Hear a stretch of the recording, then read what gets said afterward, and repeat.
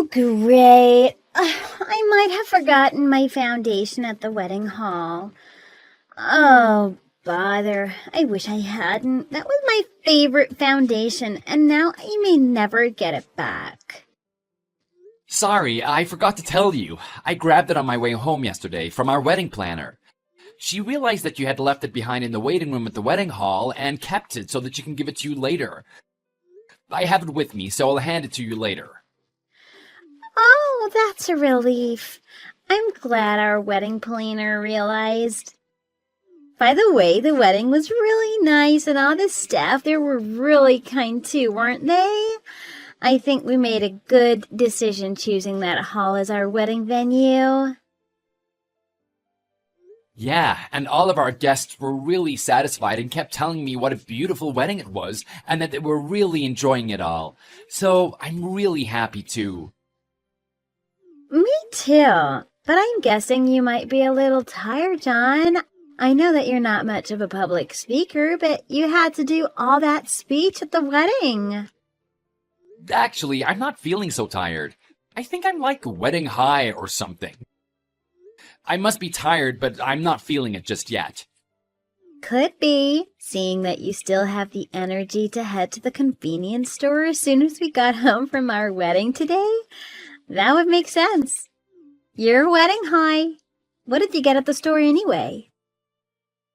I got several things like chips and pizza and stuff. I have this big craving for junk food right now.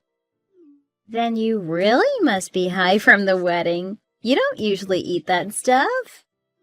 I didn't get a chance to eat anything during the wedding, so I'm starving right now. Tomorrow's a holiday, so we should have a nice relaxing time together tonight. But today's an important day for us. And don't you think that we should make it a memorable night? Don't you think we should do something special together? You're right. Is there anything particular that you would like to do, Melissa? Well, it's our first night together after our wedding as husband and wife. And you know what that means. Isn't there only one thing that comes to mind when you think about what newlyweds should be doing on their first night? Oh, I see. You really don't like it, do you, John? Do you think that it'd be difficult for you, even if it is as special as tonight? Well, it's not like I hate having sex. I mean, we dated for 2 years before we got married, but we never actually managed to do it. I think we've waited long enough, and I really do understand that you're not so keen on sex and all that. I just thought that we may have a good chance tonight, seeing as it's a special day for both of us. Of course, I wouldn't push you or anything. Well, I do actually want to have sex with you, but I'm not sure. I think we'll do just fine tonight if I'm with you. Really? I'm so glad to hear that. And of course I want to make this a special day for both of us, too. Then perhaps I'll pop in and take a shower and start getting prepared for it right now. Now I'm kind of feeling anxious about going home. I have an idea.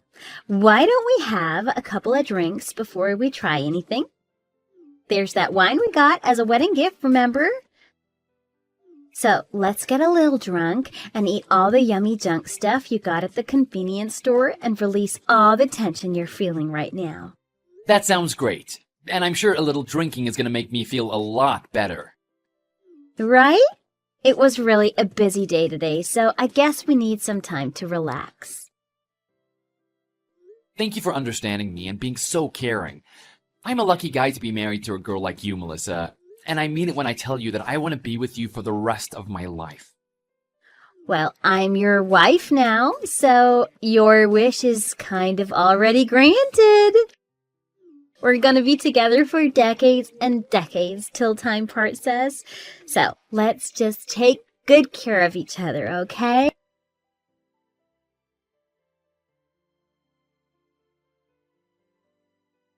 Hey, John, you have to explain what the hell is going on. My daughter just came home crying. She says it's all because of you. Hello, Alan. It's nice to hear from you. You must have heard from Melissa. I don't think I need to explain myself. I meant what I meant when I said it to her. I can't be with her anymore. I don't understand. What do you mean by that? You are out of your mind to demand a divorce. My daughter is pregnant, you fool. How selfish are you to say that to her when she's carrying a baby inside? Don't you think you're being a bit absurd? But that's the reason why I need a divorce. It's because Melissa's pregnant. That's why I can't be with her anymore. What? Didn't you want a baby as well, John? I did. I wanted a baby. Then why are you telling me that you need a divorce? Shouldn't you be celebrating now that you know she's pregnant? You two are gonna have a baby together and become parents. There is nothing to celebrate. I'm not happy about the situation. Don't get me wrong. I wish I could be grateful for the fact that Melissa's pregnant. But it's true. I'm not happy at all about Melissa being pregnant, and it doesn't make me feel like celebrating her pregnancy at all. I really don't understand what you're getting at. I need a better explanation. And what do you intend to do with the baby? You're not going to be taking responsibility for the baby? I have no interest in the baby. It really doesn't mean a thing to me. What? Wait, what are you telling me? You are so irresponsible. I cannot believe you're not interested in taking responsibility for the baby. How dare you treat my daughter like that? Well, I regard her as a total stranger now. I won't treat her like she's someone special to me anymore. I'm so sick of even talking to you. You're not making any sense to me. My daughter was so unfortunate to have married a man like you. I even feel sorry for her. I thought that you were a good man, but I must have been mistaken. Well then, the same goes to you too. You're being so harsh on my daughter for no reason. And you're being rude to me. Can't you use your common sense to figure out the most sensible thing for you to do in this situation? Or do you not have common sense in the first place? Your parents must have been terrible at bringing you up, because you don't even seem to know the basic rule of communication, not being rude to others. At least I know that my parents would have the same opinion about your daughter, and they'll be angry about your daughter just like you're upset about me. They'll think that their son has been disrespected, and obviously they wouldn't like that at all. Are you telling me that there is a problem with my daughter? In this situation, there is no arguing that you are the bad one. I don't think Melissa truly understands why she was dumped by me. She must have told you that I demanded a divorce out of the blue, but that's only her side of the story. But that's the truth, isn't it? My daughter was crying when she came to our house, saying that you suddenly dumped her. Thanks to you, her heart is broken, and now she's completely depressed. Melissa must think that I know nothing about what she has done. But in fact, I do. That's probably why she can still act as though she's the victim in this situation, when she's clearly not. She's the one who caused this mess. Or it could be that she hasn't come to understand her situation herself. What on earth could she have done to deserve such cruel treatment from you, John? If you are so confident that she's the one who should be blamed, you have to tell me. But I do hope your excuses are well thought through, because if they aren't, then you will certainly lose your chance to earn my forgiveness. Then, let me walk you through some facts. It all began about 3 months ago. It was our wedding night.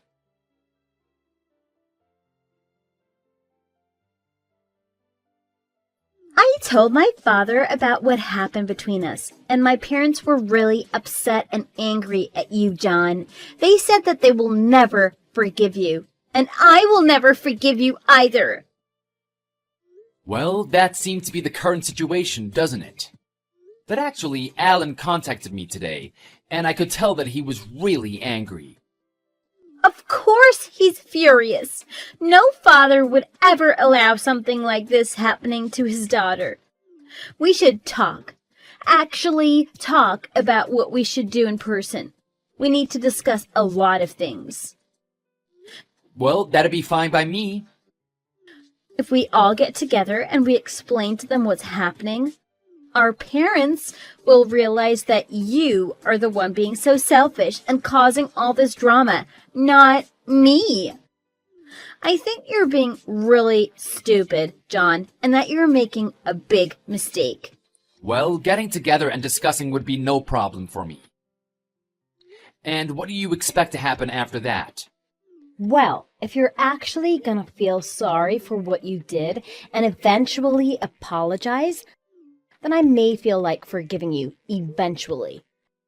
But as punishment for your behavior, I shall look over all your expenses from now on as your wife. So you'd better figure out how to cleverly use your monthly $50, because that is the amount you're going to get for anything you need for yourself from now on. But I'm the one earning all the money for our household. You're acting like you're my boss or something. You can't control me. Well, I have decided to take control of this household going forward.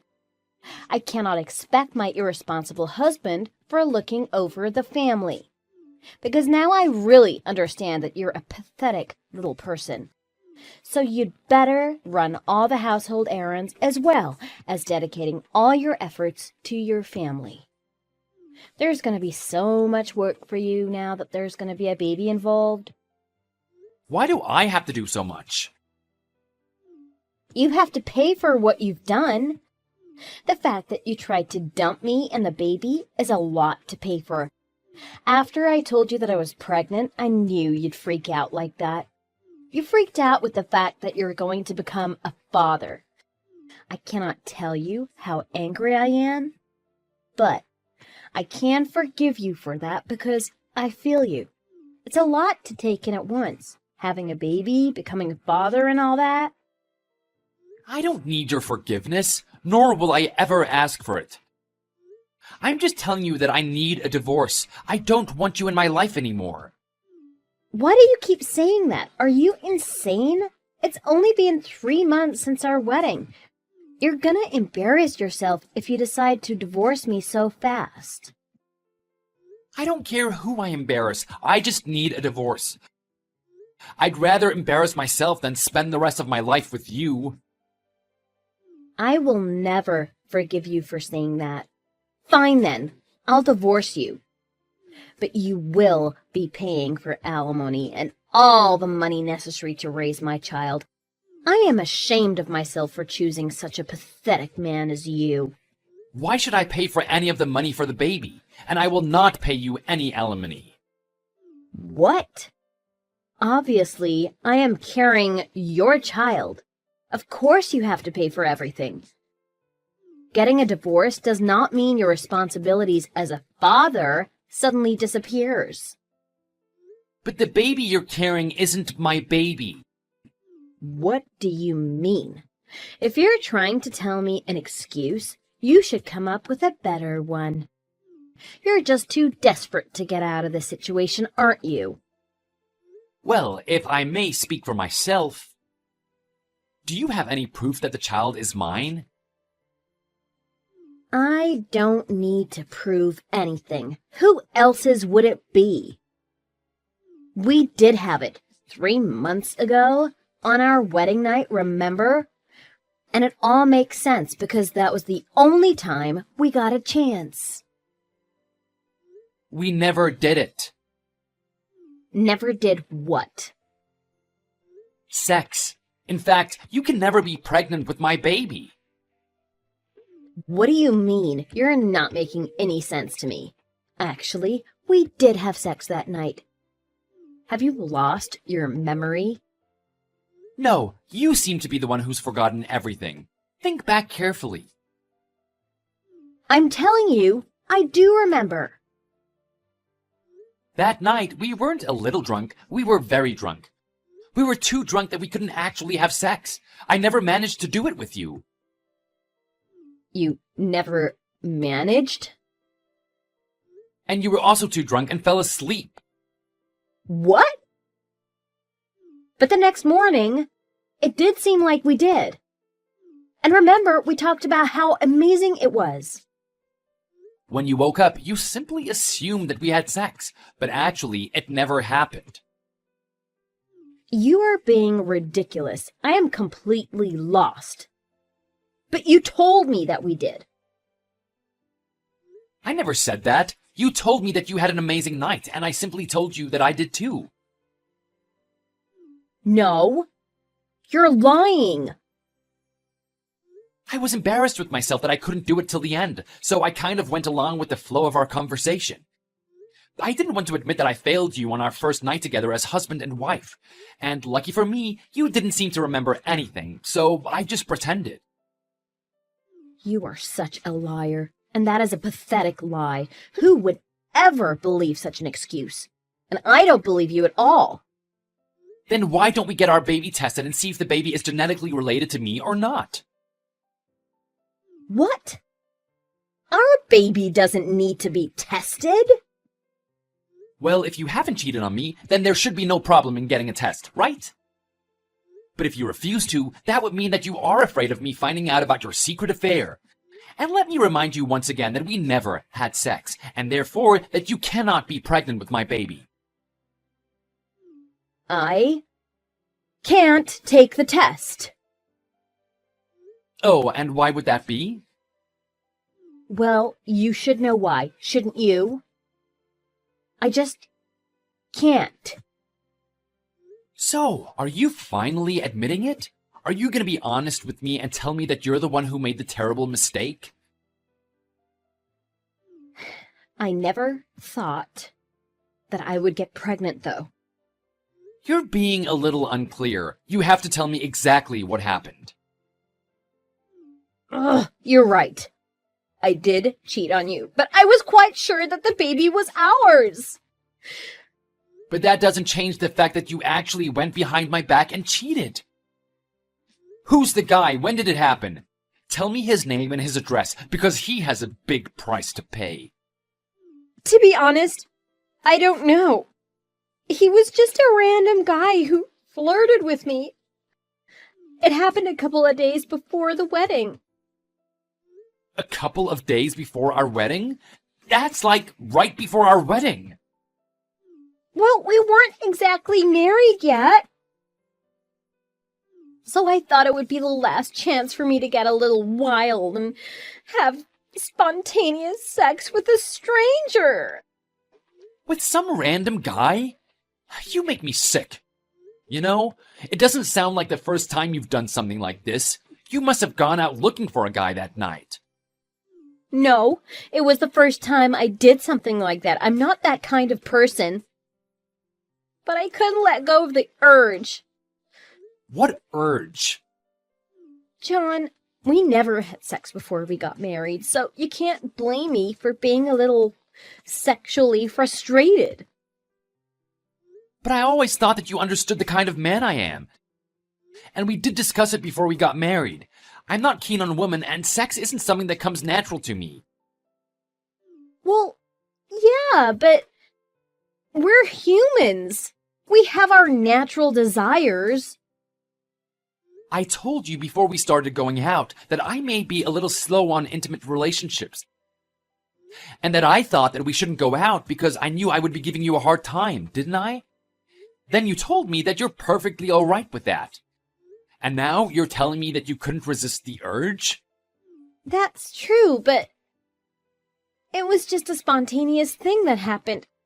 I was feeling horny and a good-looking guy started flirting with me. Though I told you that I'd be all right, I had been having a really hard time. Then you should have discussed it with me first. You shouldn't have just hooked up with some random guy. Anyway, that made it all clear that the baby is not mine, and that I'm not going to pay a single dime to you or the baby. And I told your father too. What? You told my father about everything? About me cheating on you too? Yeah, I explained everything when he contacted me. He wasn't angry. He even started apologizing to me. I feel sorry for your father. He must have felt humiliated. Oh, no. And now I'm receiving messages from him on WhatsApp. Why messages? Aren't you at your parents'? No, I'm actually at the hospital getting my prenatal checkup. Oh, I see. I feel sorry for your baby, though. Just like you said, we should all get together and discuss how we should settle this, including our parents. In the meantime, I'll prepare all the paperwork necessary for our divorce. But I don't want a divorce. You told me that you wanted to be with me for the rest of your life. And you also vowed that you would be with me till death parts us. Do you think that I'm willing to spend the rest of my life with someone who would sleep with a random guy and cheat on me?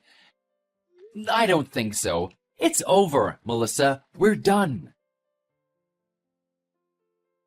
But that was just one stupid mistake. Please. You have to forgive me. I will pay the money. Did I not tell you how I'm less than forward with women? You did, and it was about your birth father, right? When I was a child, my birth father cheated on my mother and left us to be with another woman. He was so stupid that he once brought the other woman home with him, although I was home. I never brought a man home. I'm not the same as your father. That's not the problem, Melissa. For me, what you did to me was repeating the same trauma. There is nothing I can think of that would have hurt me more. Why is that? Because it makes me sick. I keep remembering that face of his lover. And since then, ever since I see a woman, I would see that other woman in her. That's why building a relationship with a woman has become so difficult for me. And I would never understand why anyone would have an affair. But I'm not that other woman your father left you for. But you knew that my parents broke up because my father had an affair, didn't you? I had explained my past to you, and you knew all about it. Still, you went out and cheated on me. There is no way I will ever forgive you. Cheating on me, although you knew what I had gone through as a child, is bad enough. But you did tell me that you wanted a child. I'm sure you'll come to love the baby once he or she is born. It wouldn't really matter if you're genetically related or not. Your father is not your birth father, but you still love him, don't you? It'll be like that. Can't you see? What I wanted was a child with the woman I love. But you are no longer that woman that I want to spend the rest of my life with. I have to admit that right now. I hate you.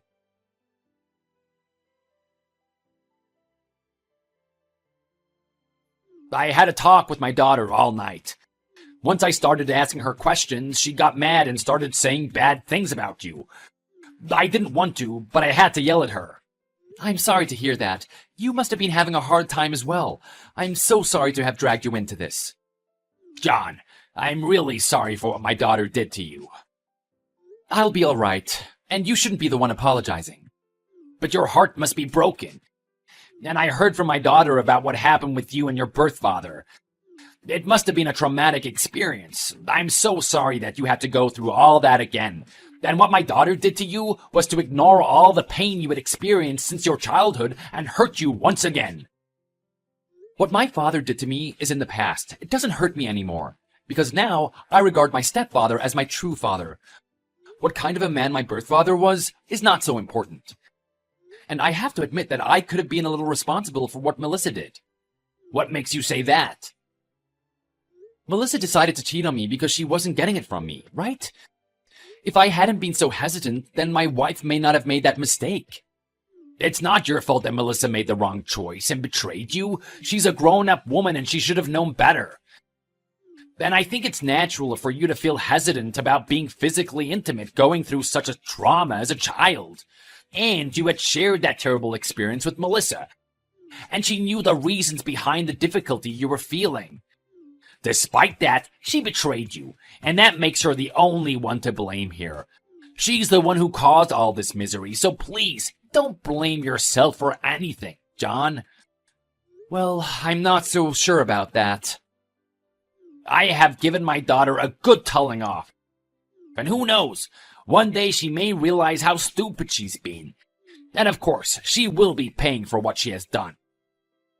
What are you going to do about the child? I'll have to discuss that with her, and ask her what she wants to do first. Right. But once the baby is born, we will be providing the support she and the baby needs. In the end, we are the baby's grandparents. I'm sorry for what Melissa did to you, but the child has nothing to be blamed for. I'll be taking responsible actions as a parent of an irresponsible mother. I'm happy to hear that. The baby is lucky to have a grandfather like you. I hope so, although I'm already sorry that the baby will not know who the father is. I also wanted to apologize to you for saying those horrible things without fully understanding the situation. Please don't say that. You don't have to apologize. In fact, I was pretty rude to you too. I guess I had lost my mind too. I'm so sorry for all those things I said to you. No, don't be. I feel you. I would have reacted the same way if I were in your shoes. You know, I'd be blaming the parents for bringing up such a pathetic woman. As Melissa's father, I still cannot understand how she came to be like that. I must have been a terrible father. I had told Melissa that I wanted to be with her for the rest of my life. But that feeling seems to have vanished now. I no longer feel the same about her. I really didn't admit, but I must be a cold-hearted person to feel this way. No, it makes complete sense for you to feel that way. I have to admit, I'm her father, and I was even sick of talking to her last night. And she kept telling me her excuses, which proved to me she hasn't reached the stage where she can own up for what she did and be truly sorry. Yeah, that sounds like Melissa. Do you think that this incident has made it even harder for you to build a relationship with the women? If that's so, I don't know what to say. Honestly speaking, I think I'm done with women for a long time. I definitely don't need any more traumatic experiences with women. I want to ask you a favor, Alan. Please make sure that your daughter doesn't start thinking that one day she may get a chance to get back together with me, because that is never going to happen.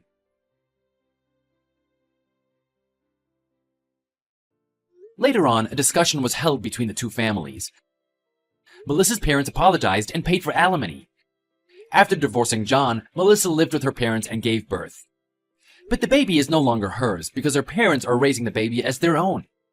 Melissa left her parents' house, or maybe she was thrown out of their house. I don't know. She then got herself a part-time job and lived by herself. Later on, there were rumors that she hooked up with a bad guy who left her in debt. And apparently, she went to her father to ask for support, but he refused to provide any. No one knows what happened to Melissa after that. As for me, I'm done with marriage, and I'm not looking for a woman now. I'm now seeking a way to live happily on my own.